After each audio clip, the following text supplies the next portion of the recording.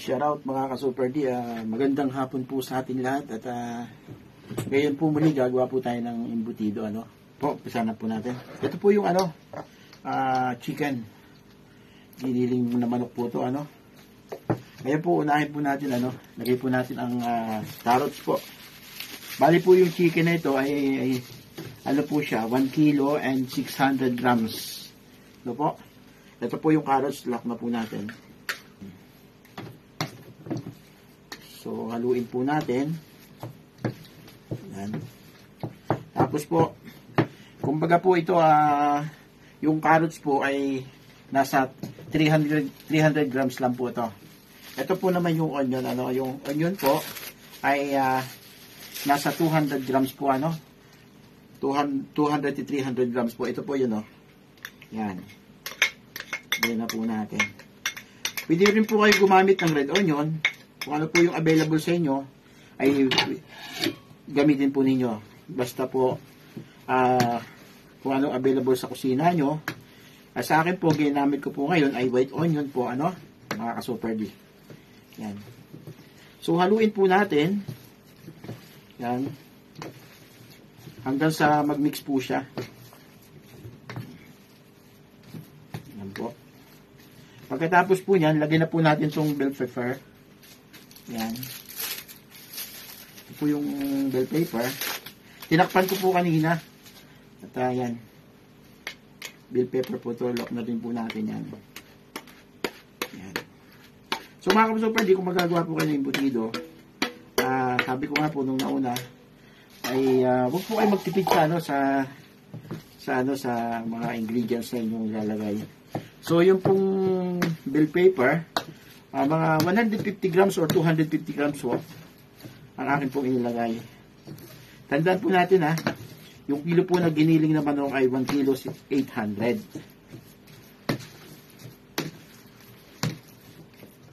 Yan po, haluin po natin hanggang sa po siya, mag-mix. Yan po.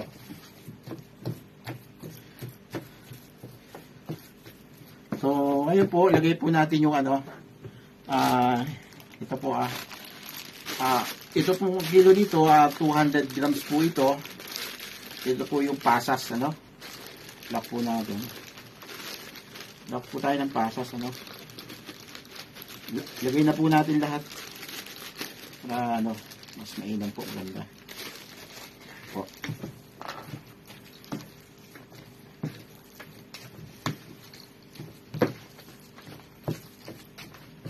So, yan po, pasas, Lock po natin ang pasas. 200 grams po.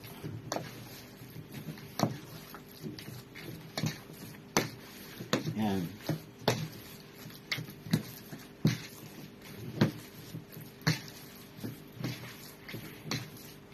Tapos po, lagay po natin yung raisin, Ito po yung raisin po natin.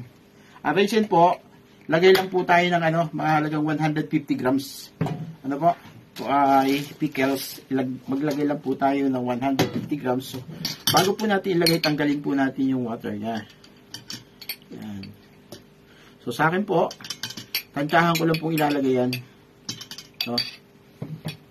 Yan. Tanggalin po natin yung water niya para mas maganda po So, ayan po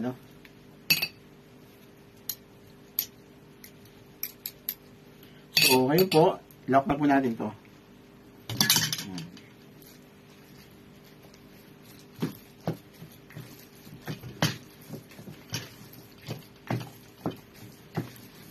Lock na po natin.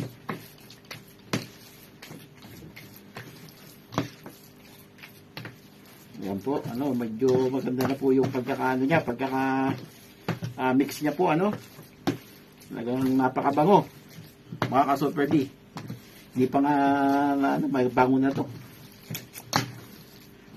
Kaya, yan po. Magmay na po kayo, mga ka-Super D. Yan. So, ngayon naman po, lalagay po naman natin breadcrumbs. So, ang po nito, bali po doon sa, sabi ko nga po sa inyo, yung kilo ng chicken niya ay 1 kilo 800, So, ilalagyan po natin ito ng 400 grams na breadcrumbs po, ano.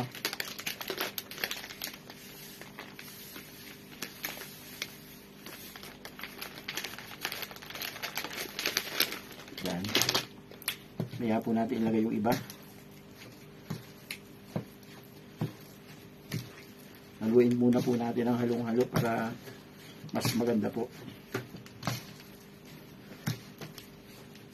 Yan. Yan po, ano.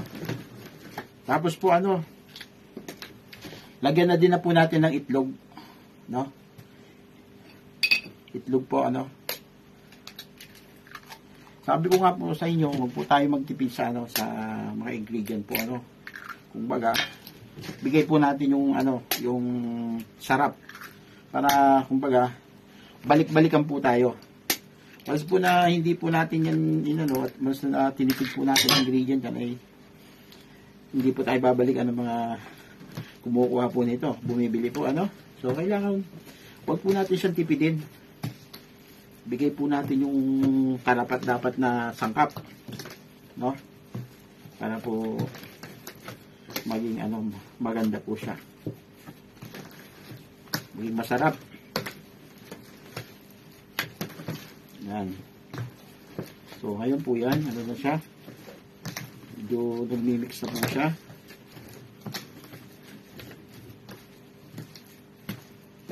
Yan.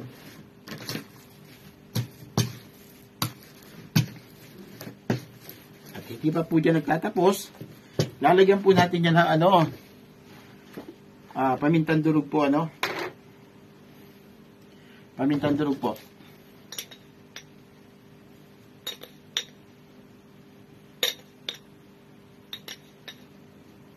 Yan.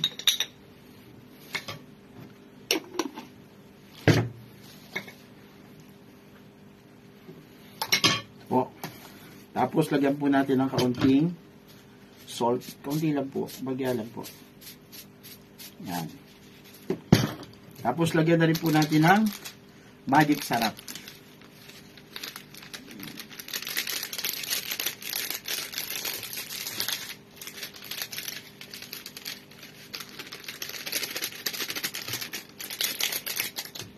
Ito, no?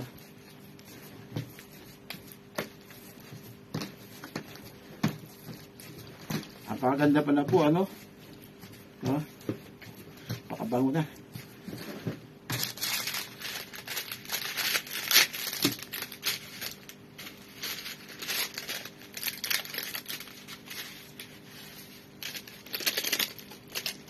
Ayan po, ano?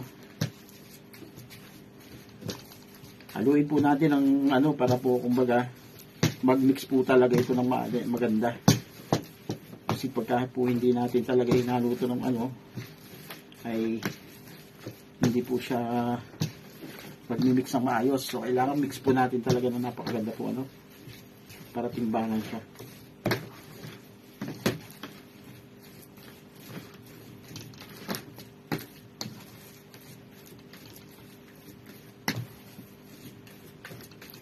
So, yan po, ano. Tayo ba super din ng, ano, ng cheese. Oh, yan, kita nyo. Crab cheese. Ay, ilalagay po natin. Para po mas sumarap siya.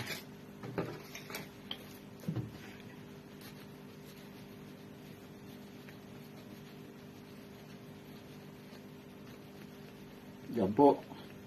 Po ba, kitang-kita po niyan, mga super din. Talaga namang hindi po tayo nagtipid sa mga ingredient. Binigay po natin yung karapat-dapat po para, kumbaga, masatisfied po yung ating mga customer.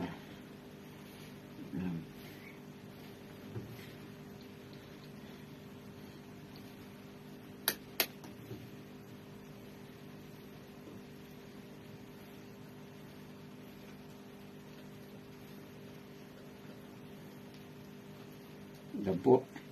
Inubos na po natin yung isang kalahati, halos sobra kalahati.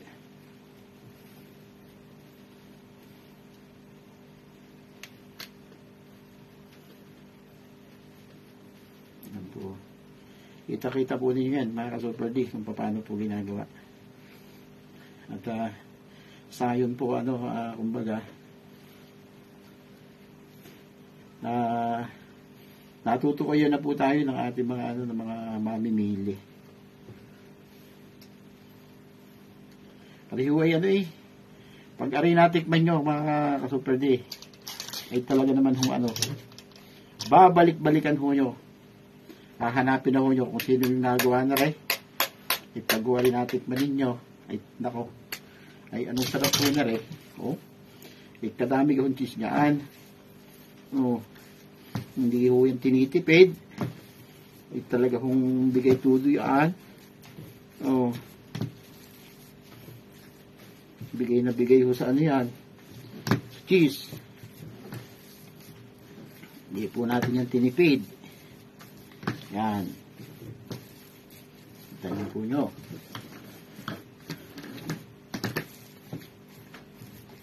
Yan po. Super D.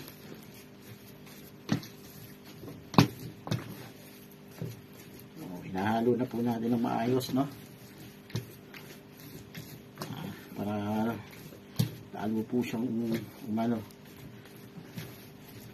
Ngayon po, lalagyan po natin pa ng 1, 2, 3, 4. Gawin po natin 5 itlog siya.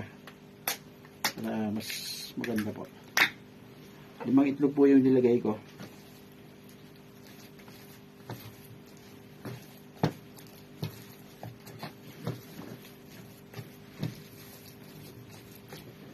Po.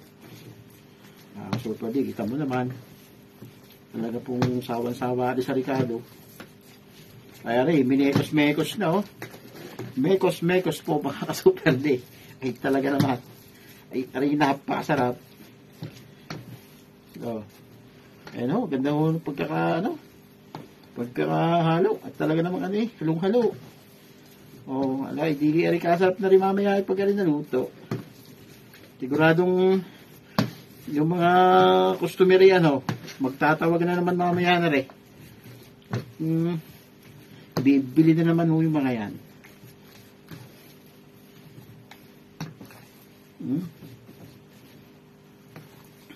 Kita-kita naman ninyo kung paano ginagawa.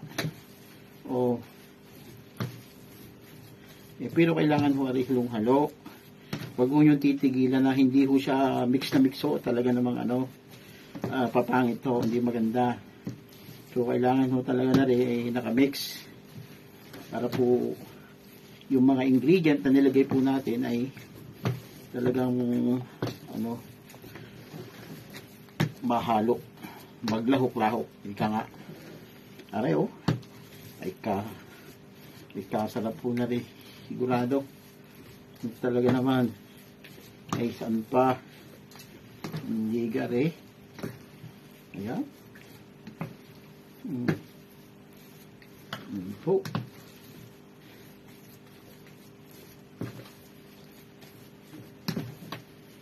Talagang ilagay po na natin ang konting aret para baka rin ay magsumbong pa, kaya ho inilap na natin. Ay baka ho rin magsumbong pa ganda ho ilalok na. Yan. Para sabi ko nga sa inyo, hindi titipidin. Talaga ho yun ang ating nilagay na bread lang sa 400 grams ho yun. Para baka ho malaman po ninyo 400 grams ho yun para ho ninyo. At ulitin ko ho, yung raisin po natin ay halaga ay tumimbang lang po siya ng 200 grams o 150 grams. Po?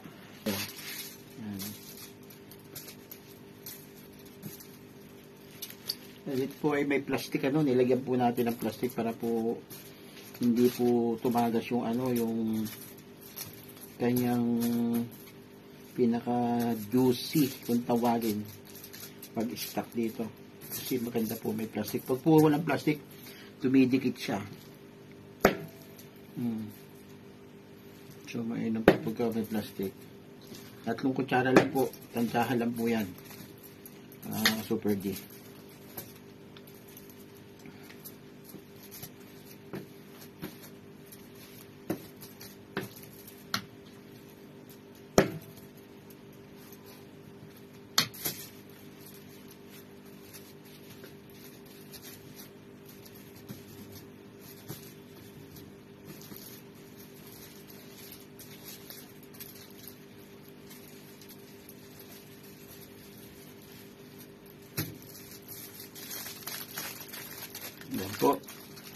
Babalik na po tayo, mga ka-Super D. Yan.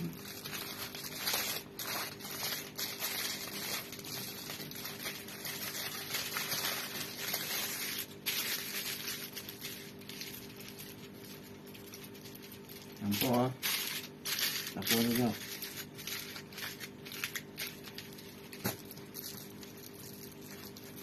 Ito na po yung ating gawang embutido, mga ka-Super D. Yan po. Kita po ninyo, ganyan kalaki. Oh. Malaki po, ano? Malaki po siya. At mahaba. Po, dito, sa lalagyan. Kumbaga, okay na po siya. Ayan. Ito na po tayo. Ito na po tayo.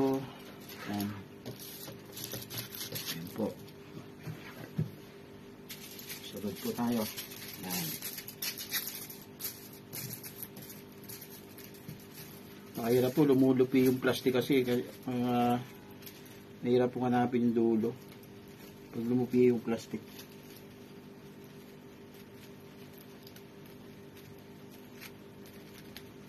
Pagka na po lang natin to, hindi na natin maayos. Wala po tayo sa pangalawa. Matlo.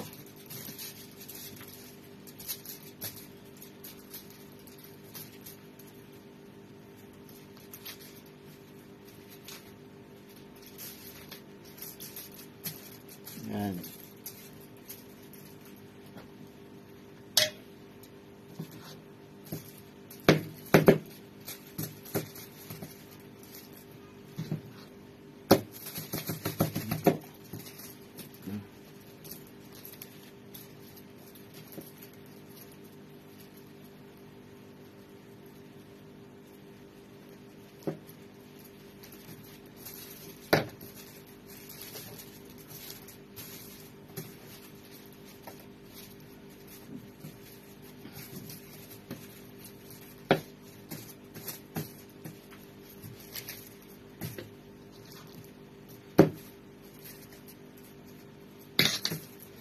Ganun lang po niya para kumbaga mahaba siya.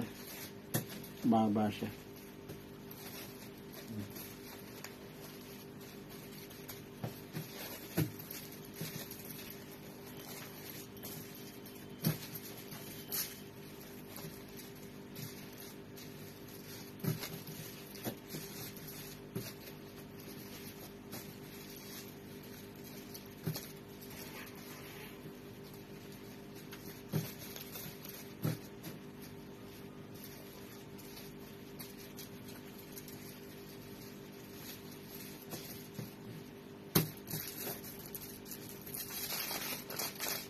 Yan po mga ka-Super D, oh.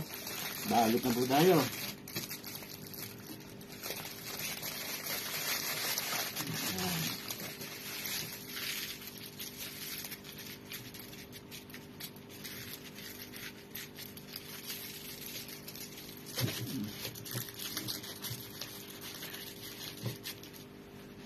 Super D, tapos na po tayo magawa ng embutido at maraming salamat po sa patuloy niyong pagsama po sa akin sa paggagawa po ng embutido, ano.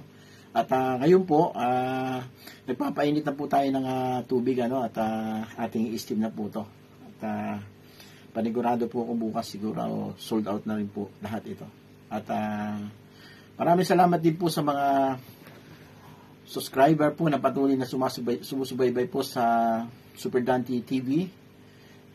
At maraming salamat po at naway po huwag niyo pong kalimutan na laging pindutin ang ating notification bell para lagi po kayong updated sa lahat po ng ating mga videos at lahat po ng ating mga vlogs na ginagawa po. So maraming salamat po and God bless us all. See you again po.